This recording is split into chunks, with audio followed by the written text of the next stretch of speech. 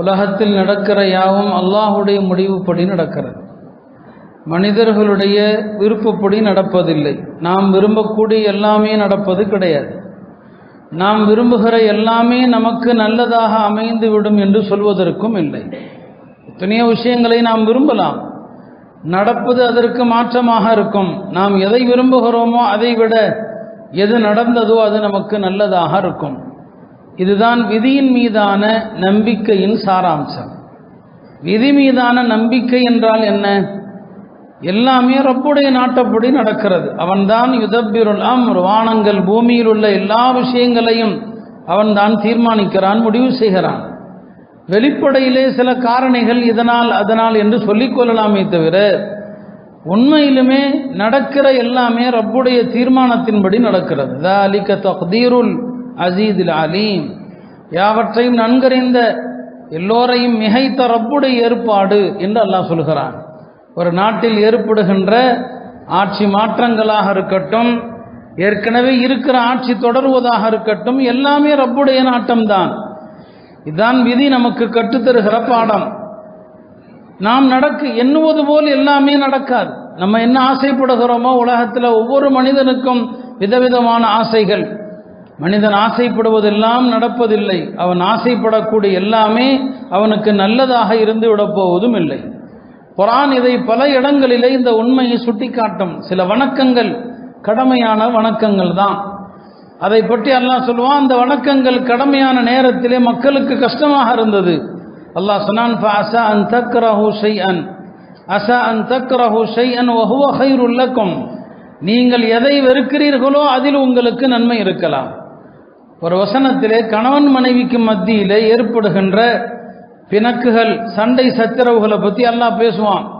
அந்த வசனத்தை அல்லாஹ் இப்படி முடிப்பான், ஒருவேளை ஒரு பெண் உனக்கு பிடிக்கல தான், அந்த பெண்ணுடைய அழகோ அந்த பெண்ணுடைய குணமோ ஏதோ மொத்தத்தில் ஒரு சங்கடம், ஆனாலும் அல்லாஹ் சொல்வான், நீ சேர்ந்து வாழ முயற்சி பண்ணு, அழகிய முறையிலே வாழ முயற்சி செய். வஆஷிருஹுன்ன பில் மஅரூஃப், அந்த பிடிக்காத பெண்ணிடத்திலும் நல்ல வாழ்க்கையை நடத்து. ஃபஅஸா அன் தக்ரஹு ஷைஅன் வயஜஅல் அல்லாஹு ஃபீஹி கைரன் கஸீரா, எந்த பெண்ணை நீ வெறுக்கிறாயோ அந்த பெண் மூலம் உனக்கு நிறைய நலவுகளை அல்லாஹ் தரலாம். உனக்கு பிடிக்கல, ஆனா எந்த பெண்ணை வெறுக்கிறாயோ அந்த பெண்ணில் அல்லாஹ் நலவு வச்சிருப்பான்னு சொல்றான். இதான் குர்ஆன் கற்றுத்தருவது. நாம விரும்புகிற மாதிரி வாழ்க்கை எல்லாருக்கும் அமைஞ்சிடறதில்லை. இவன் விரும்புகிற அழகோடு, இவன் விரும்புகிற குணத்தோடு அமைகிறதில்லை.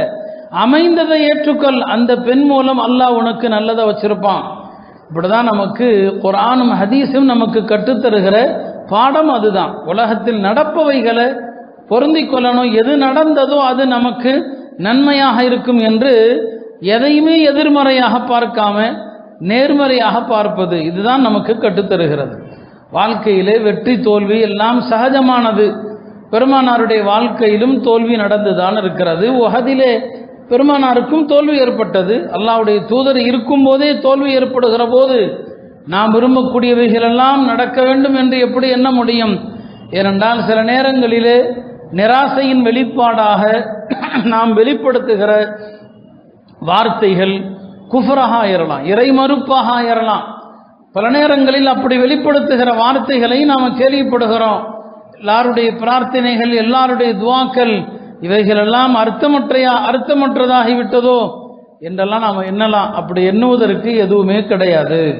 அதுதான் நமக்கு விதி கற்றுத்தருகிற ஒரு விஷயமாக இருக்கிறது. அந்த அடிப்படையில் அருமையானவர்களே, நாட்டின் தேர்தல் முடிவுகள் அடுத்த மீண்டும் ஒரு ஆட்சியும் தேர்ந்தெடுக்கப்படவிருக்கிறது.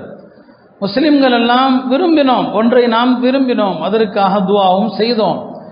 ஆனால் நமக்கு தெரியும் இங்கு அப்படி உறுதியாக நடந்து விடாது என்பதும் நமக்கு தெரியும். எல்லா விஷயங்களையுமே தெரிந்தோம். அல்லாஹ்விடத்திலே கேட்பது நம்முடைய கடமை. அந்த அடிப்படையிலே நாம் அல்லாஹ்ட்ட கோரிக்கை வச்சோம். துஆ செய்வது நம்முடைய பொறுப்பு. அதை எப்போ தரணும் அப்படிங்கிறது ரப்புக்கு தெரியும். நபிமார்களுடைய துஆக்களும் கூட கேட்ட அடுத்த நொடி ஒன்றும் அங்கீகரிக்கப்பட்டு விடவில்லை, உடனே அங்கீகரிக்கப்படலை. காரூன் எவ்வளோ பெரிய செல்வ வசதி படைத்து செருக்கோடு ஆணவத்தோடு நடந்தான் இல்லையா? பெரிய ஆணவம் தான். அவன் என்ன உடனேவா அழிக்கப்பட்டான்? இல்லை, அல்லாஹ் அநியாயக்காரர்களை உடனே அழிக்கவும் மாட்டான். அவனுக்கு சில படிப்பினைகள், சில பேர் அவனை அறிவுரை சொல்லி அவனை திருத்தலாம். அவன் மூலமாக சிலர் படிப்பினை பெறலாம். இந்த ரெண்டுக்காக அநியாயக்காரர்களை அல்லாஹ் விட்டு தான் வைப்பான். உடனே ஒன்றும் அழிக்க மாட்டான். அவன் திருந்தணுங்கிறதுக்காக, அவனை கொண்டு மற்றவர்கள் படிப்பினை பெறணுங்கிறதுக்காக. காரூன் அப்படிதான் இருந்தான். அவ்வளோ பெரிய செருக்கோடு ஆணவத்தோடு தான் நடந்தான்.